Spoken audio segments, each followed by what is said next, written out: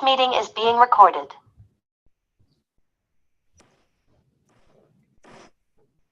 Your Honorable Justices of the Supreme Court, hear ye, hear ye, hear ye.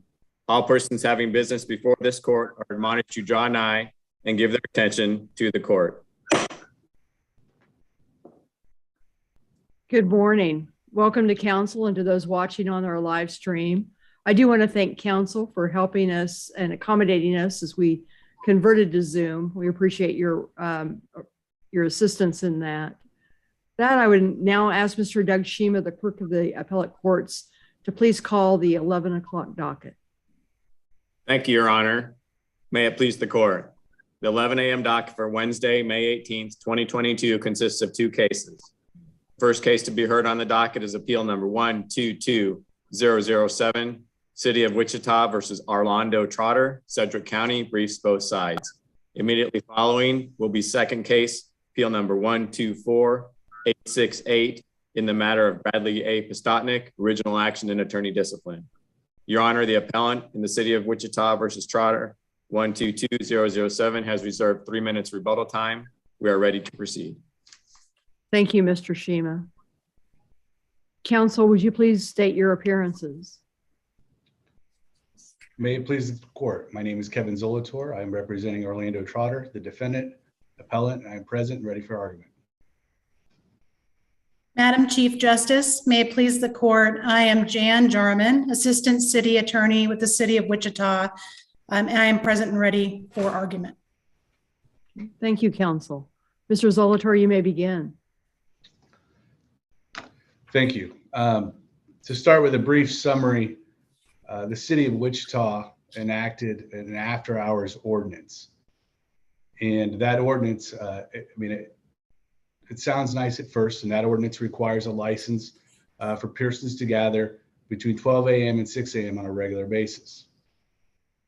However, that reach of that license, the requirement goes to any establishment, and establishment is defined by any venue where people gather, inside or outside, exterior or interior. So basically any place where persons are gathering, the law applies and a license is required where they gather on a regular basis. Mr. Trotter was charged with 2 cases violating this ordinance, and we filed a motion with the district court asking that it find it unconstitutional for being overly broad. Judge Rundle agreed and dismissed the cases with prejudice. The city appealed to the Court of Appeals, which reversed, and we petitioned this court for review, and that's how we got here this morning. Counsel, let me interrupt here based on your description of the ordinance, because as I was reading it, it looked to me like a key component that you did not mention was that the gathering between midnight and 6 a.m. had to be open to the public. Is that right, or am I missing something in all this? Judge, the Court of Appeals, I think that's what they had said, that I don't know where that comes from, Justice Bowles. If you look at the ordinance, it defines public as, it includes any invited guest. In addition, the city has said, and this is a quote, "If a person has a home in a nice metal building out back and they host parties every weekend with music and food, they must have a license." This law is not tied to commercial activity. It is not tied to being open to the public. In fact, I think the city made this ordinance so broad because it doesn't want there to be an exception to say, well, I invited everyone, so I don't need a license. And if you look at the definition, just that's what it says, and the city has even agreed to that. I mean, that's what from their own writing. Counsel, in the city, yes. If we agree with you and that the activities that are allowed substantially interfere with First Amendment rights, what do we do next? Don't we have to first find that the statute cannot be severed such that it is constitutional before we can make that determination? I think that is what the case law says, and I don't know that this court is obligated to do that. I would point this court to Volume 1, page 74. Judge Rundle absolutely afforded the opportunity for that very exercise to the city and to myself when we were arguing this in district court, and asked, that law is like, hey, can this be made constitutional? Our position is it's the word gather. There's no specific vice. There's no activity tied to it. Without striking that word and replacing it with another specific activity, nude dancing, gambling, alcohol, music, noise, some sort of reference to a specific activity, you're just left with gathering, and that's what makes it overbroad. Would commercial be good enough? Would commercial be good enough? It gets closer, and I don't know, this is, and if I could back up just a moment, the city has had the opportunity up until this point to make this argument, and they've never done so. They've never asked you to reconstruct it. They've never asked me, I'm sorry. You're saying that you have no responsibility to go to step 2 in the overbroad analysis, which is severability. Well, we've argued it can't be. I mean, because of the term gathering. Now, if the city wants to argue that, hey, replace it with commercial, then we could look at that, but they haven't done that. And I don't know that I have to exhaust. I mean, and that's not striking a provision. That's replacing or rewriting a provision. And I also think that if the court goes down that road, that, there is some double jeopardy issues that apply with, that's not the law that was in effect at the time these events occurred. And so we haven't had an opportunity to discuss any of those things because the city, in my mind, they don't want it to be limited to that. If you look at this law, Justice Wilson, I think you can see really they intended it to be this broad.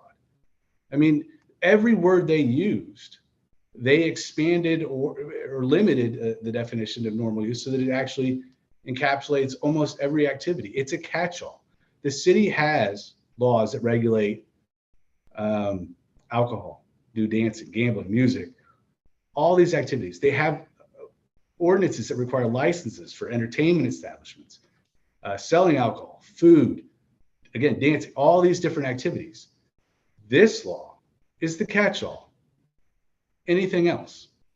And that's the way I look at it. But there's nothing left that the city has a legitimate interest in regulating that this law captures. And if you look, again, this is the city. This is what they wrote. And this is on page 6 of their opening brief. In fact, the ordinance does not ban or discourage any activity other than what other ordinance, not at issue, already prohibit. This serves no purpose. There is no, I mean, if you look at it this way, so people are gathering between 12 a.m. and 6 a.m. on a regular basis. And I know there's some exceptions, and I'm not saying it's all gathering, but what is the interest in regulating that?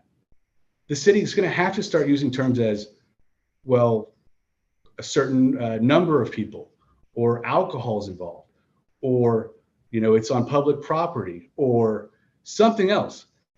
But to just have it where just gathering with no restriction, with nothing along the lines of indicating what other activity must be happening, that's what makes it overbroad. Counsel, that's where I don't understand your argument. And I want to go back to my previous question, because now I have the ordinance in front of me. And just going off of that language, it says any venue for a series of events or ongoing activity or business occurring alone or as part of another business to which the public is invited or allowed, which is open anytime. So the phrase to which the public is invited or allowed seems to me to limit the gatherings. They have to be open to the public somehow. And as I understand the rationale, limiting it this way, and it's content neutral. And so why wouldn't the city have a safety concern about the public coming and going into establishments between midnight and 6. Justice Spouse, I would point you to the definition of public in the ordinance, and it's on the specific ordinance number I don't have in front of me, but on page 5 of our petition. The city expanded the normal understanding of public and defined it as non-employees and includes invited guests and members of an organization, even if that organization is selective in its membership. So there is public, but that's the word they use. But then they go and they purposely change the normal understanding of public, and it includes invited guests. And that's why the city says and admits that if you have your own private home in your own private backyard, if you have people over on a regular basis, you need a license. I mean, the city admits this. This is kind of, when I saw that in the opinion, and I tried to address that in the petition for review, the city's never made this argument either. And I don't know, maybe they're going to change their position, but they've never argued, Justice Spiles, that this is restricted to the public. I'm just reading, I don't care what their arguments are. I'm just reading 3.06.030A. And it's got this invitation, that's open to the public, where the public is invited or allowed, into the building. And the second you open it up, you open your place up to the world, to people you don't know, and they're not invited, they're coming and going. That seemed to me to have a legitimate public purpose to it. That's what I'm springboarding. And possibly, but that's why, again, I go back to the definition of public. It actually says specifically, it includes invited guests. So if you don't have anybody from the public coming in, as the normal understanding would be, if you just invite guests, this ordinance would apply. It requires a license. So, counsel, what you're saying is, correct me if I'm wrong, because I don't want to put words in your mouth.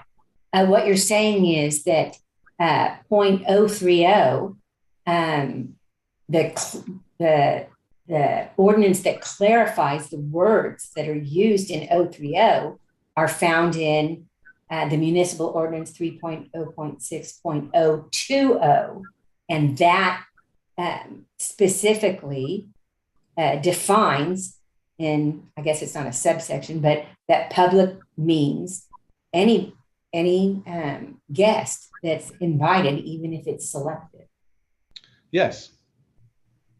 And they wrote it, and the city wrote that, and that can't be seen as accidental. I mean, when writing that, I mean, I think it's safe to assume that they said, well, we want to make sure we capture everybody here.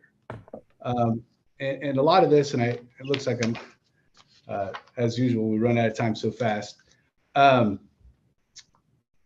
They've made it so broad, I mean, basically to capture everything. And Justice Spiles, again, I know that's a concern, and that's what I saw in the Court of Appeals opinion. But that is one of the primary arguments we've been making is, look at how broad this is. Look at it covers everything. It's not tied to a specific vice, but even if it was just the public. So if the public was gathering between 12 a.m. and 6 a.m., I don't see the issue or the legitimate need to regulate without adding some other activity, vice. I mean, if people are gathering on a regular basis between 12 a.m. and 6 a.m., and if I don't tell you more, what's the fear? I mean, without saying there's alcohol involved or music or dancing, or they're doing this in public streets, there's got to be something more tied to this activity because it encapsulates everything. And that's what about the private home exception? Doesn't that narrow it and help with the invited guest problem that you identify in the definition of public? So yes and no, Justice Wall. They do have an exception for private home, but they also have a definition of private home. And they say that it's only a home that is solely used as a private residence. It only includes the interior part of that home. So if someone sells cookies out of their home, it's not included. Your backyard is not included. I mean, they went out of their way to, even when they said private home, to restrict the application of that exception I think so that this could be applied as broadly as they want it to be. And that's the issue with it. And what we've said, and I think the best analogy for all this is the city and the Court of Appeals has cited several cases that target specific activities and then reach the conclusion that you can target all gathering. And we compare that to saying there's a lot of case law that says you can target specific speech, violent speech. We'll just say, we could do that. And you can look at those cases, but you can't just target all speech because you can target some speech. And this law doesn't target any activity, specific activity. It targets gathering. And gathering is, birthday parties, talking, exchanging ideas, church, religion, all of that is tied by gathering. I mean, why did they use that term? Again, I think it shows they wanted this target to be so broad. I mean, that was the purpose of it. And so, that's why we stress that we think you read the language, you can see that they purposely targeted the law to be so broad that they could capture, any gathering. And I'm sorry, Chief Justice, I see I'm out of time. That's fine. Are there other questions? Yes, I have a question. Do you agree, Mr. Zolator, that this restricts only conduct and not speech? Well, no, I don't, because if you can't gather to exchange ideas, you can't. That it does restrict the speech. You can't get together. If I say you have the freedom to speak, but you can't be around each other, then I really haven't given you the freedom to speak to each other. So I guess maybe the freedom to communicate is probably a better way I'd say it, but I think in that sense it does restrict it, the freedom of speech. You agree it's content neutral? Absolutely. And this is one thing we all agree on. So is saying you can't talk without a license. That's content neutral, but it's covering all speech. Where does the statute restrict what is said? Or ordinance, I'm sorry. Where does it restrict what is said? Well, I would agree with you on its face. I agree with you. It doesn't restrict it on its face. But incidentally, if not necessarily, by restricting the persons to gather, you're restricting or regulating their ability to speak.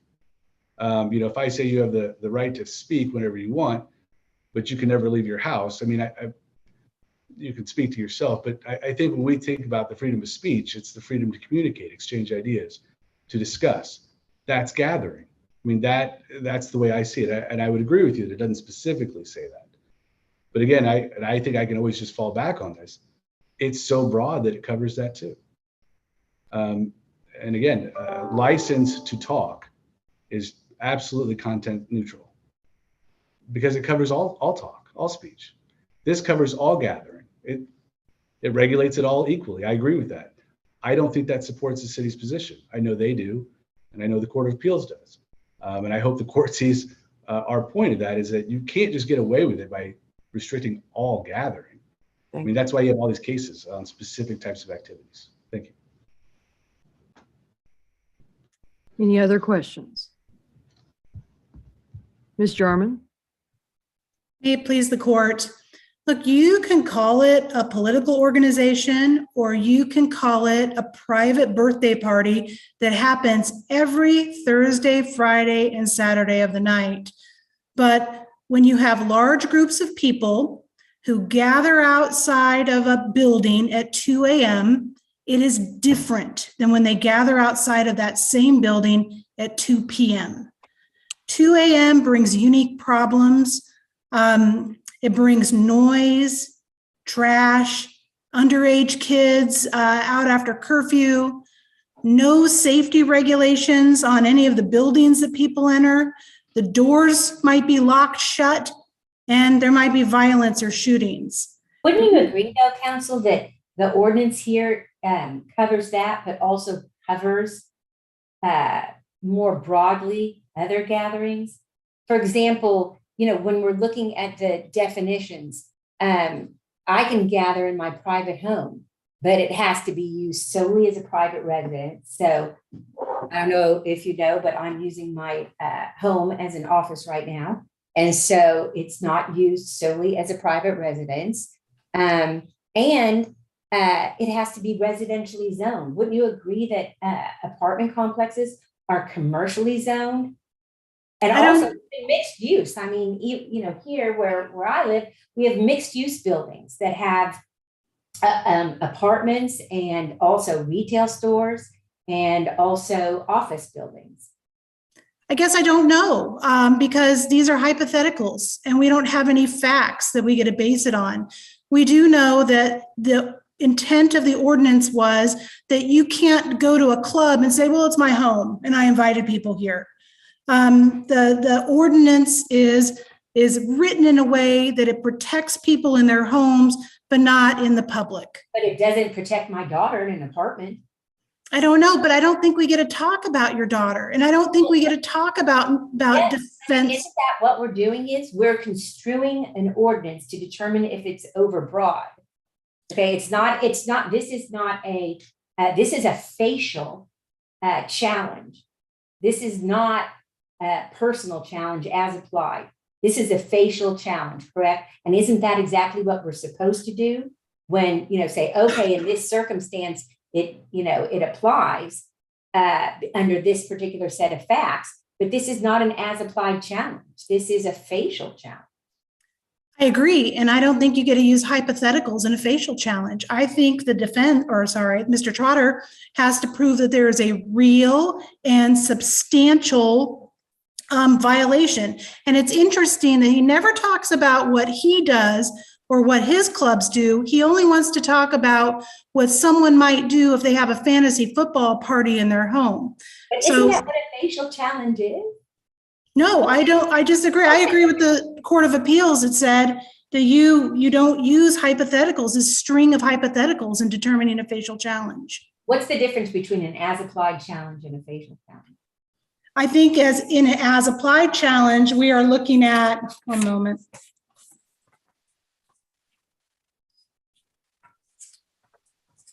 Sorry. Whether the protected activity is the target of the law is the wording I have. And in this case, there's been no assertion that the protected activity is the target. As applied, or is that the definition of? I believe in a facial challenge, they have to prove that to be overbroad, that the protected activity is the target. And I believe that if you're going to go with hypotheticals, that's not a facial challenge.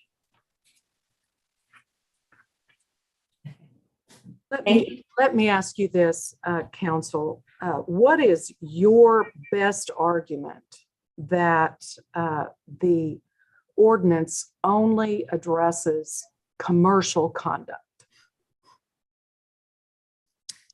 First, I'd say that you would have the ability, if you don't like some of the definitions, the court could strike the definition of public. Also, public, when you look at the definition, it modifies, when you talk about invited guests, it modifies the word organization, that we're talking about invited guests and members of an organization.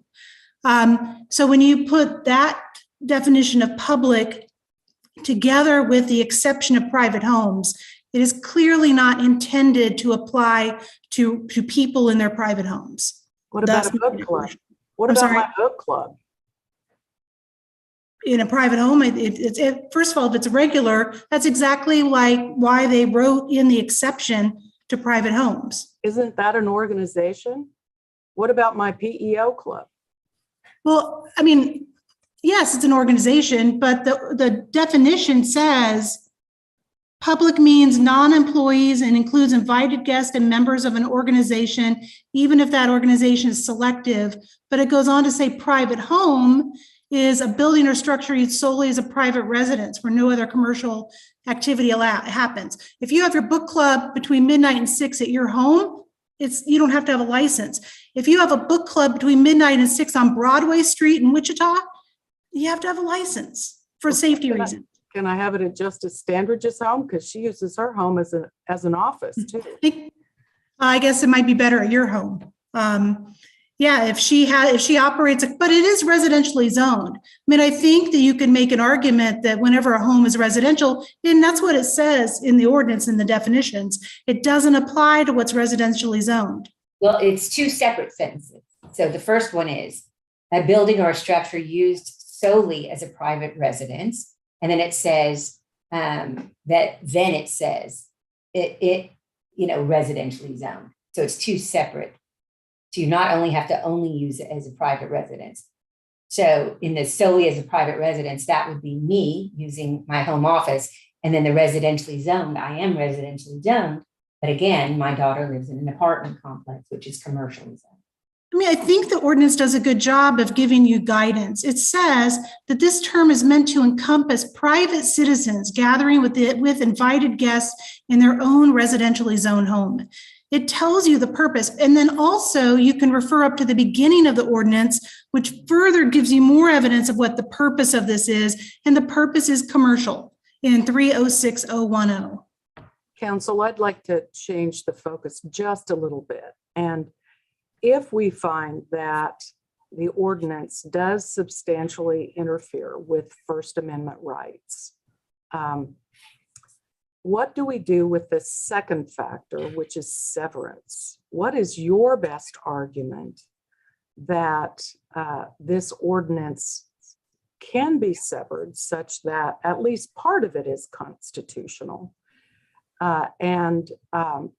What would you do in order to accomplish that? I think you can sever the definitions. If you don't care for the definition of public and private home, sever them and go back to a dictionary definition, which is normal in a lot of ordinances that once you argue them, you would go back to a dictionary. That would get rid of all of the concerns about residential that Justice Stanridge brings up about her office being in her home. And it would make it a much probably narrower type of ordinance. And removing definitions would be fairly simple. Mr. Zolotar's argument raises a question of whether a court should sua sponte do that, or if you have an obligation to ask the court for some sort of reformation. Do you have a position on that?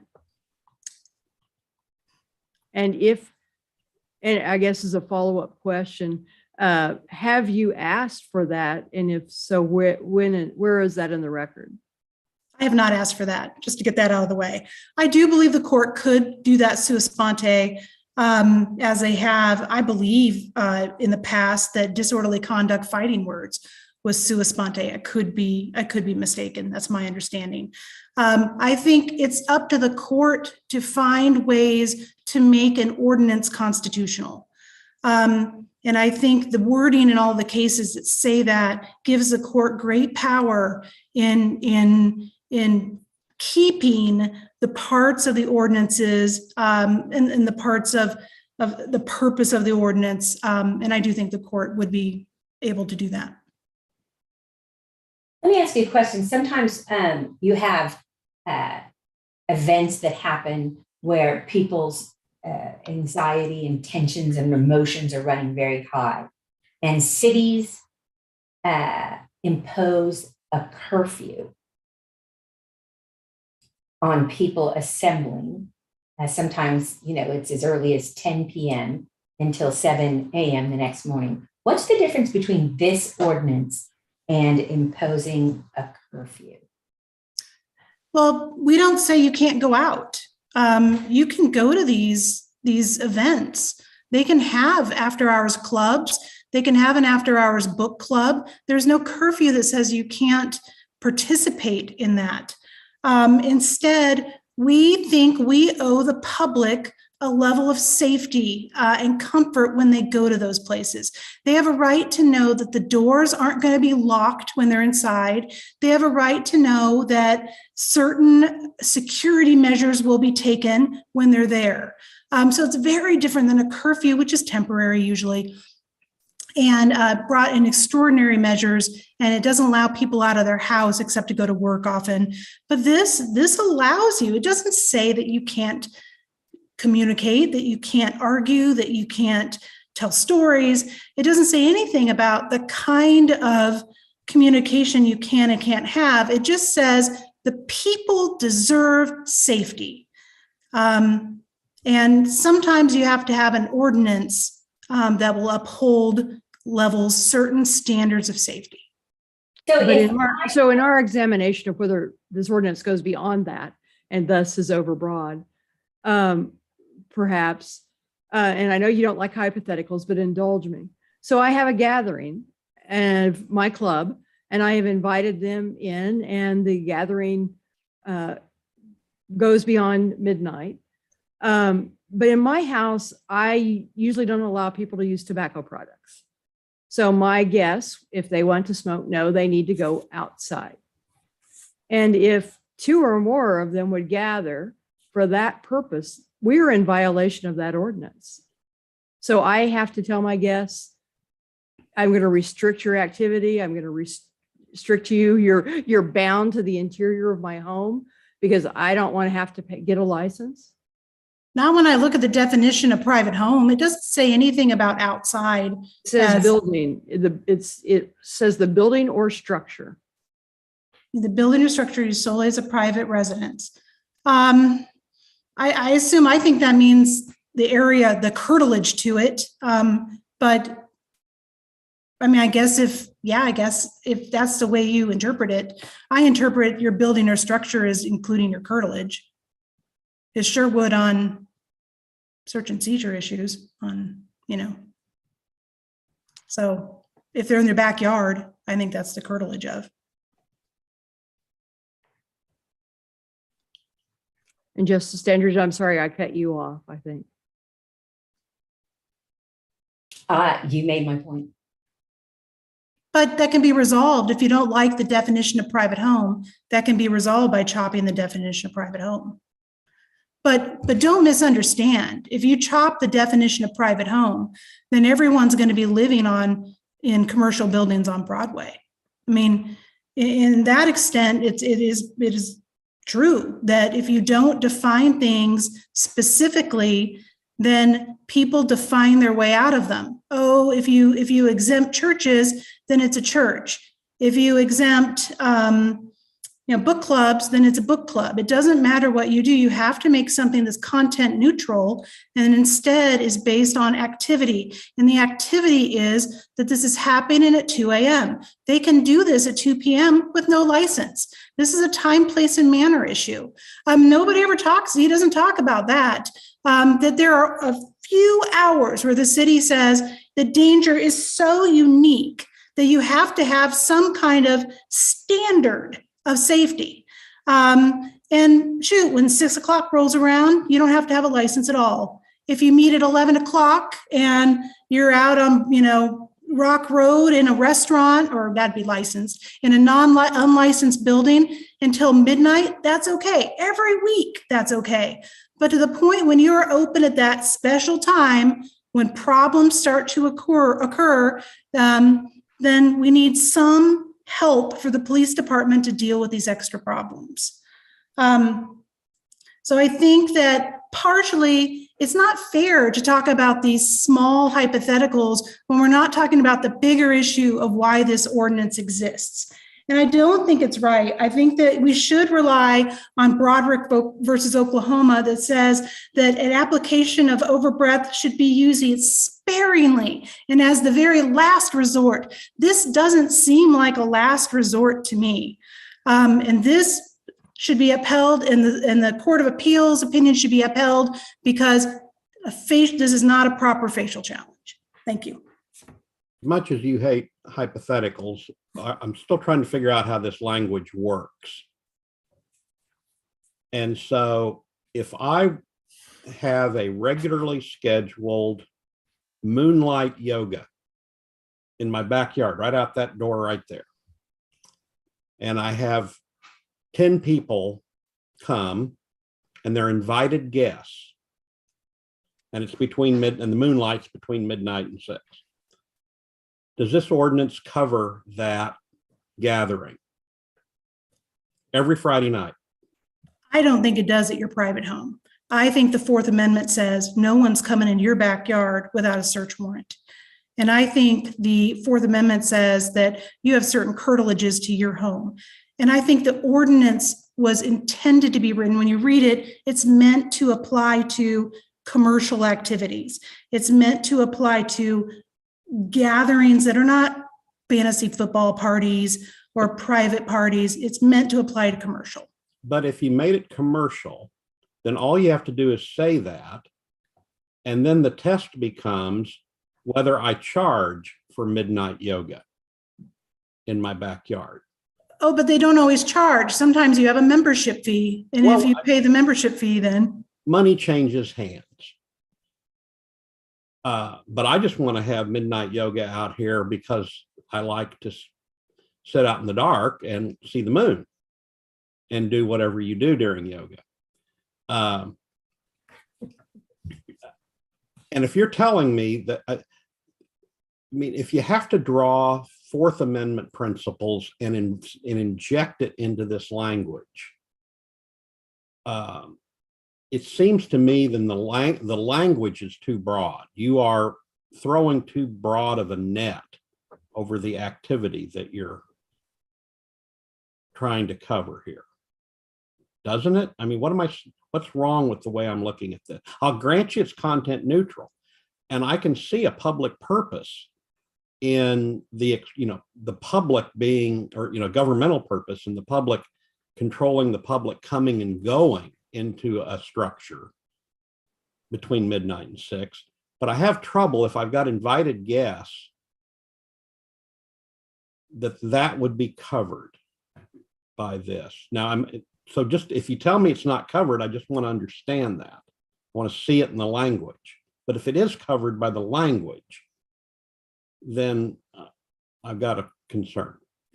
I think the second sentence of the definition, the term is meant to encompass private citizens gathering with invited guests in their own residentially zoned homes.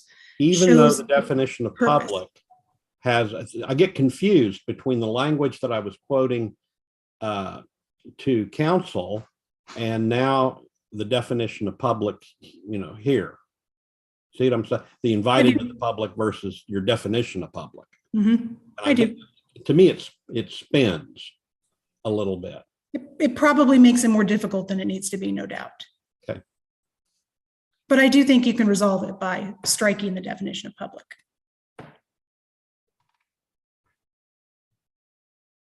Any other questions? Okay. Mr. Zolotry, you reserve 3 minutes. Thank you. I mean, what I see is the hypotheticals in the city quickly trying to figure out the exceptions and how that strained language wouldn't capture all activity they're trying to capture. Justice Biles, if you want to have your yoga class at your office building and you're not charging for it, well, those are invited guests, but it's not in a residence and you want to do it downtown. I think the taxpayers would have trouble with me doing it in my office. I suspect the Chief Justice would. Some other office that you just rent out or whatever, but you're not commercially renting it to the people that come over. You and some friends go down to a commercial space that you have and do any sort of activity, play cards, watch a basketball game, get off work. And I go back to, again, this is on page 6 of their opening brief. This is what the city says. In fact, the ordinance does not ban or discourage any activity other than what other ordinances not at issue already prohibit. This is a catch-all. They have, if there's minors drinking, there are laws for that. Ms. Jarman talked about noise. There are noise ordinances. She talked about crowds, and there are ordinances for alcohol, for dancing, for all these activities that the city has a legitimate interest in regulating, and they have licensing schemes for businesses and commercial activities that the city has a legitimate interest in licensing. This is for everything else. And in fact, it says if you don't have a license for something else, then this is law applies. And what's also interesting is when the city talks about the Fourth Amendment, and I don't have a lot of time, and I don't know if this is getting lost in translation or the courts just flat out disagree with me, but we have been arguing that in order to get a license, a condition of that license is the government can come in and search anytime they want without cause with no parameters, as long as someone's on the premises. So if you have commercial gatherings or private gatherings, then they can come in and search whenever they want. And we're not arguing there has been a specific violation of the Fourth Amendment or a specific search that has violated the Fourth Amendment. Our continued argument, and I hopefully have articulated this, and maybe the court at least hopefully will understand it, and if you disagree, that's fine. But I hope you would take it into consideration that the requirement that you abandon all Fourth Amendment rights in order to get a license so that you can gather, we find that adds into the unconstitutionality of the scheme. Not that it specifically has happened, but for the same reason that you're allowed to make these hypotheticals, which I disagree with my colleague, is that I think the case law is pretty clear on that. It's because there's third parties who may not violate the law just so they can challenge it. So they may suppress their own freedoms because of the law. And so we can challenge this law on behalf of other parties for that very reason. And someone may not want to get a license, be subject to what would probably be an illegal search, have that found, and then have to file a motion to suppress and go through all that. So I think it's a consideration the court can make. If the court doesn't, I don't think it's necessary. I think it just adds to it. But the Court of Appeals, obviously disagreed. So, and Ms. Jarman talked about that. So I just wanted to raise that. I see I'm out of time. If there's no more questions. I see none. So thank you to both counsel for your arguments today. The court will take this case under advisement. We'll now transition from this case to our second case on the 11 o'clock docket. So thank you to counsel. Thank you. Thank you. Have a good morning.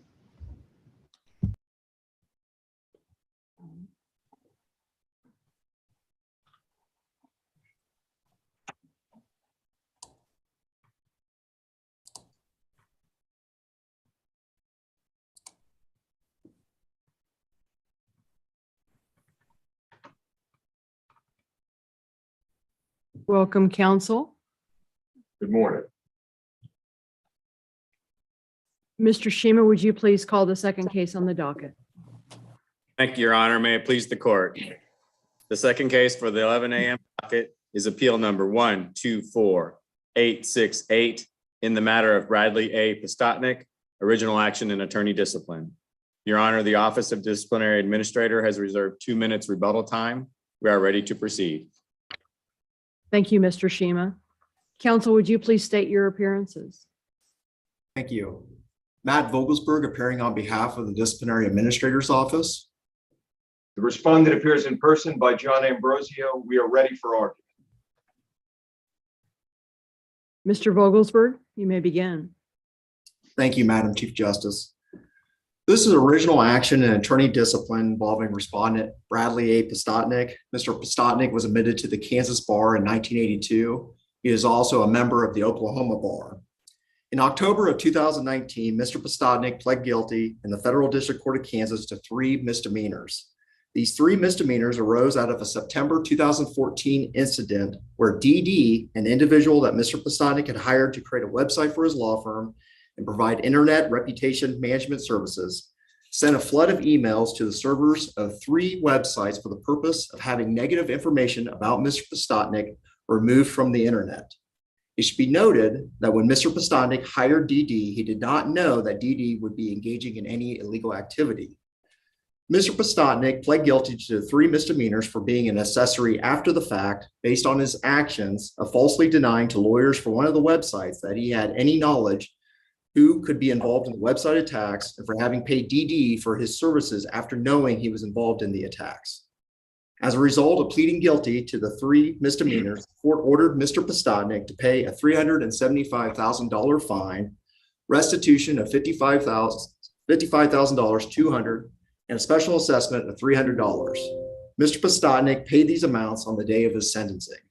Thereafter, counsel, I'm sorry to interrupt you, but since you touched on it, for the conduct that gave rise to the charges, I wasn't really clear the scope of the conduct that gave rise to the charges. And it sounded like to me you just explained it was sort of the lack of being forthright in the conversations he had with the other attorneys who were subjected to the email floods. Is there anything beyond that, or was that the factual basis for the charges and then ultimately the plea? Originally, Mr. Pistotnik was indicted for 10 felonies, and then a year later, through plea negotiations, he ultimately pled to the 3 misdemeanors. The 3 misdemeanors were solely related to that phone conversation that he had with the attorneys for one of the websites, denying that he had any knowledge of who could be behind the website attacks, and then also for the subsequent payment to DD of the services he provided after knowing that he engaged in that illegal conduct of flooding the websites with the emails. Thereafter, Mr. Pistotnik self-reported his misdemeanor convictions to the Oklahoma Bar Association and the Kansas ODA. On November 18th, 2019, the Oklahoma Supreme Court temporarily suspended Mr. Pistotnik from the practice of law pursuant to Rule 7.3 of the Oklahoma Rules Governing Disciplinary Proceedings. It should be noted that Mr. Pistotnik's misdemeanor convictions did not qualify for automatic temporary suspension under then applicable Rule 203C. His Kansas law license has remained in good standing since the pendency of this disciplinary matter. Under Rule 7 of the Oklahoma Rules Governing Disciplinary Proceedings, the Oklahoma Bar Association elected to proceed under expedited disciplinary proceedings based solely on the 3 misdemeanor charges that Mr. Pistotnik pled guilty to. On November 24th, 2020, the Oklahoma Supreme Court issued its decision concluding that Mr. Pistotnik's conduct violated Oklahoma Rules of Professional Conduct 8.4b, committing a criminal act that reflects adversely on the lawyer's honesty, trustworthiness, or fitness as a lawyer in other respects, and 8.4c, engaging in conduct involving dishonesty, fraud, deceit, or misrepresentation. It should be noted that Oklahoma's and Kansas's versions of 8.4b and c are identical. As a result of these 2 rule violations, the Oklahoma Supreme Court suspended Mr. Pistotnik for 2 years and 1 day, effective on the date of its opinion. The length of the suspension requires Mr. Pistotnik to apply for reinstatement and go through a reinstatement hearing in Oklahoma. In February of 2020, the Review Committee for the Board for the Discipline of Attorneys directed the ODA to institute formal charges against Mr. Pistotnik as a result of his misdemeanor convictions. On November 30th, 2020, the ODA filed its formal complaint against Mr. Pistotnik, and on December 17th, filed an amended formal complaint to include the allegations regarding the outcome of the Oklahoma disciplinary proceedings. Mr. Pistotnik's disciplinary hearing took place on April 22nd, 2021. Prior to the hearing, the parties entered a stipulation regarding the facts and stipulated that Mr. Pistotnik's conduct violated 8.4b, 8.4c, and 8.4g, engaging in any other conduct that adversely reflects on a lawyer's fitness to practice law. In their stipulation, the parties also jointly recommended that Mr. Pistotnik's Kansas law license be suspended for 1 year and that he undergo a reinstatement hearing pursuant to Rule 232. The hearing panel issued its report on January 11th, 2022, concluding that respondent violated 8.4b, c, and g. Regarding the sanction, the hearing panel recommended that Mr. Pistotnik be suspended for a period of 1 year, but the hearing panel recommended that Mr. Pistotnik not be required to undergo a reinstatement hearing. On February 24th, 2022, the final hearing report was filed with the appellate clerk's office. Subsequently, Mr. Pistotnik filed his notice pursuant to Rule 228E2 that he did not take exceptions to the hearing panel's findings of fact or conclusions of law. Accordingly, the only issue before the court today is determining the appropriate sanction to impose upon Mr. Pistotnik for his conduct. Consistent with the parties' joint recommendation, the ODA continues to recommend that Mr. Pistotnik's law license be suspended for 1 year and that he be required to undergo a Rule 232 reinstatement hearing. The ODA believes that a reinstatement hearing is warranted here for 2 reasons. First, the serious nature of Mr. Pistotnik's conduct resulting in 3 misdemeanor convictions in federal district court warrants a reinstatement hearing. In support of this contention, I would cite this court's decision in Re Najim. It's 307 Can 76. It's a 2017 case. In that case, the respondent pled guilty in federal district court to structuring a financial transaction to evade reporting to the Financial Crimes Enforcement Network, which is a Class D felony. A hearing panel concluded that the respondent's conviction constituted a violation of 8.4b. One of the issues that was before the court in Najim was whether the respondent should be required to undergo a reinstatement hearing.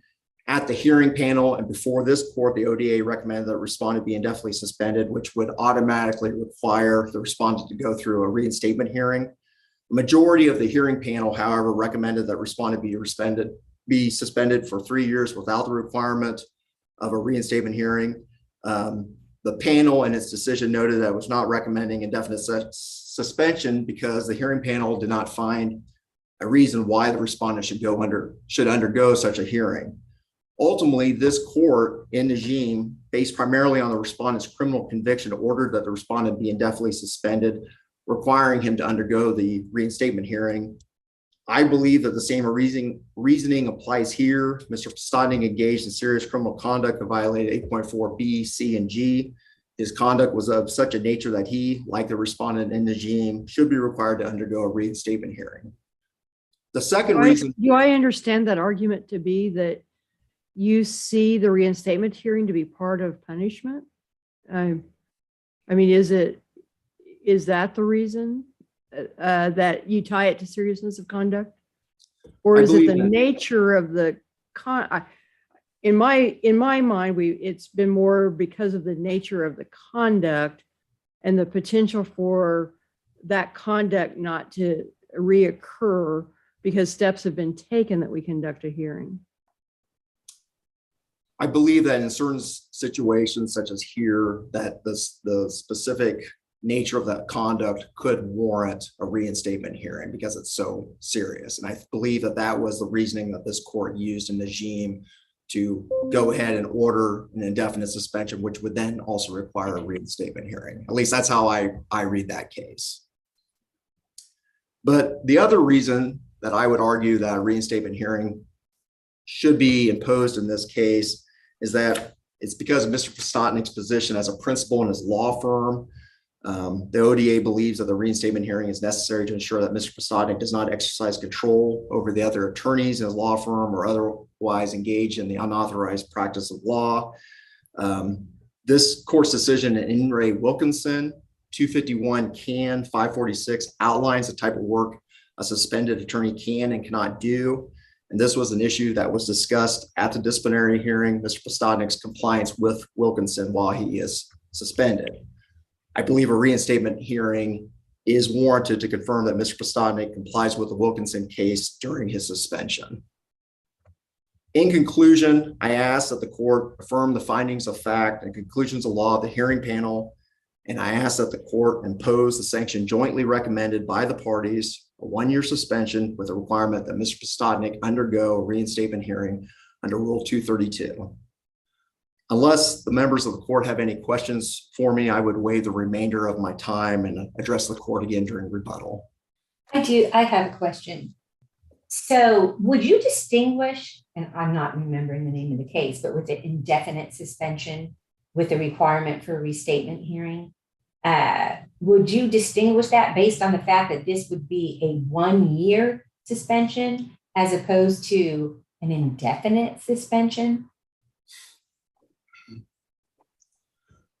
Well, I think in Najim, that was kind of the issue, is whether or not the reinstatement hearing was necessary. And so the court was having to wrestle with that issue with, are we going to impose an indefinite, or are we going to impose a definite term of suspension and not require the reinstatement hearing? So I think Najim, based on that reasoning, kind of shaped the sanction imposed in order to require that the respondent in that case have to undergo a reinstatement hearing. And then the other question I had is, do we normally in cases past kind of, I guess, assume that the respondent will violate the Kansas rules by the unauthorized practice of law or some other violation? I mean, if a violation like that happens and it's reported, then you would pursue that separately, right? That would be another whole case, right? Yes, generally it was, but that element of whether the respondent engaged in unauthorized practice of law is an element or a factor that is explored at a reinstatement hearing under Rule 219. And so that is a consideration that the panel that's ultimately going to hear that reinstatement hearing would consider in recommending or denying respondents' readmission into the bar. What would be the difference between this case and another case where there was a 1-year suspension? Well, I mean, why would we ever not require reinstatement if that's your reasoning, is that there might be the unauthorized practice of law, and it's one of the considerations at a reinstatement hearing? I think given Mr. Pistotnik's status as the principal in his law firm, which the evidence at the disciplinary hearing included that there's at least 5 attorneys that work below him, I think given Mr. Pistotnik's status, that is a consideration that is unique for this case. And that's why the ODA is requesting a reinstatement hearing in this situation. Thank you, counsel. Any other questions? Thank you, Mr. Vogelsberg. Mr. Ambrosio? Thank you. Madam Chief Justice, your honors, may it please the court. And by the way, my client would like to address you at the conclusion of my very brief remarks, if that is your pleasure. Let me start by saying we admit the facts that are contained in the panel report. We admit the violations that are in the panel report. They're consistent with the facts that were adduced during the trial in this matter, and they're in agreement with the stipulation that was entered by myself, my co-counsel, my client, and Mr. Hazlitt prior to the hearing. We had agreed at that time that we would agree to 1-year suspension and a reinstatement hearing. We understand what the panel says, but my client and I and my co-counsel are sticking to our word. I have not in 50 years violated my word to another lawyer or to a court, and we are not starting today. Let me just briefly talk about this case. My client wishes he could go back in time and change what he did during that phone conversation. He feels awful about it. He realized he made a mistake, and he realizes that led to the criminal case in the federal district in Wichita, Kansas. Hence, it led to the filing of felonies, and then it led to his plea to misdemeanors. He paid the fines, and the restitution on the same day was ordered by the federal judge. And I know all of you are saying, but Mr. Ambrosio, he can afford it. He can afford it, but he did it, and he did what all of us should do when we're in front of a court in order to pay fines and restitution. My client accepts responsibility for all of his actions in this case. Paragraph 66 of the panel report, I think it's on page 14 through 17, lists all of the mitigating problems and the mitigating things that my client has brought forth to change his discipline from more than that 1-year suspension. We agreed to the 1-year suspension because of his prior activities, albeit attenuated in time, and what he did in this case. Briefly, not covered in the panel report, but brought out during the course of the argument, my client was going through a breakup of a family law firm. It was a terrible battle between he and his brother that ended up with the receiver being appointed and the courts being involved for years to get the firm broken up. He injured his back very seriously. He had 3 operative procedures. He has nerve damage. He had to walk with a walker for a while, and now he walks with an altered gait because of it. All of those things, plus the stress of the breakup, plus the stress of practicing law, led to the mistake that he made. My client was, I hate to use the word ignorant, but he was less than knowledgeable about computers and less than knowledgeable that what happened. Hence, his less than being stellar in his answers to the lawyer who called him on the phone. He found out about it. He jumped all over the person who entered into this conspiracy to send the flood of emails. And maybe if he had picked up the phone the next couple of days and told the lawyer, what I told you was incorrect, we wouldn't even be here today. But we are here today. My client is an older lawyer. He loves to practice law, which is something I don't understand, but he absolutely loves the practice of law, and he loves practicing personal injury work. He does a great job for his clients. He has represented thousands of clients in the 8 years, the almost 8 years since this extravaganza started, he gives to the community. He allowed his plane to be used to take an ill child to an operative procedure and didn't ask for anything, didn't put anything in the paper until later on when the paper found out about it. Every year at Thanksgiving and at Christmas, he gives toys to the poor. He allows people to go to food banks that he provides the food for. He is an honor to this profession. There's a blight in that he made a mistake, but that mistake has been rectified by his conduct. We agreed with Mr. Hazel and the administration to what was levied by the panel, and we stick to that.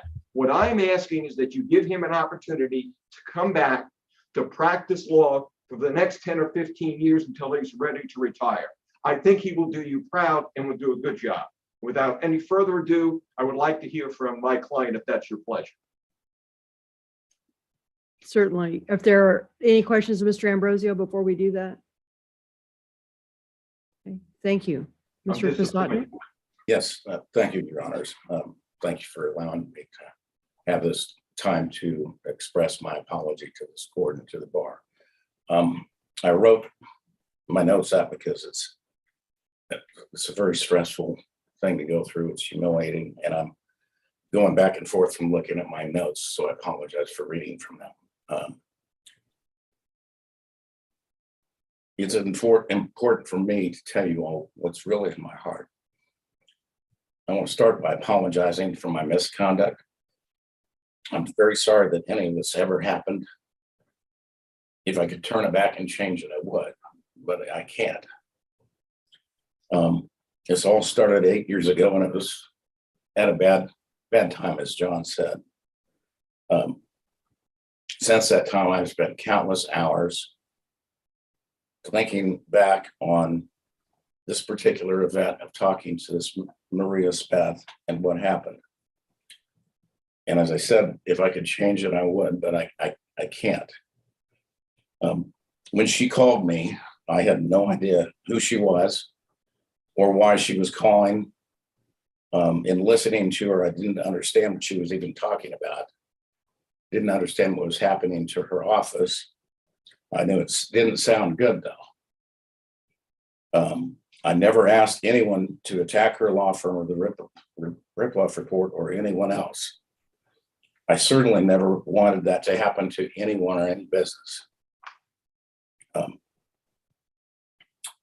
I'd been talking to her, it sounded like I'm all of a sudden implicated in something that I didn't know was going on, and that it was against the law, and I panicked at that time. Looking backwards in time, I wish I had answered honestly to her when she asked if I had hired anyone to manage my reputation. I wish I had shared my suspicion about David Dorset with her. I wish I'd given a straight answer to her question, and we wouldn't be here today. I paid a very heavy price for my actions. When I fined, I paid everything immediately to the court and tried to make sure that I did everything that I was supposed to do. I can't tell you from my own perspective how terrifying it is to be prosecuted by the federal government and to lose a professional license that is part of my very identity. Since I was a young man, I apologize for crying. I always dreamed of being a lawyer to help people. Being a lawyer is my calling. I've devoted my whole life to helping my clients and others to continue to help people that need a good lawyer. I've represented, probably helped tens of thousands of Kansans in this state, including thousands since this event occurred in approximately 8 years ago. I've made a positive difference in people's lives, and I do what I can to support my community and the Bar Association. When my clients hug me and tell me how happy they are with my services, It gives me the feeling of why we do what we do as lawyers, why we went to law school.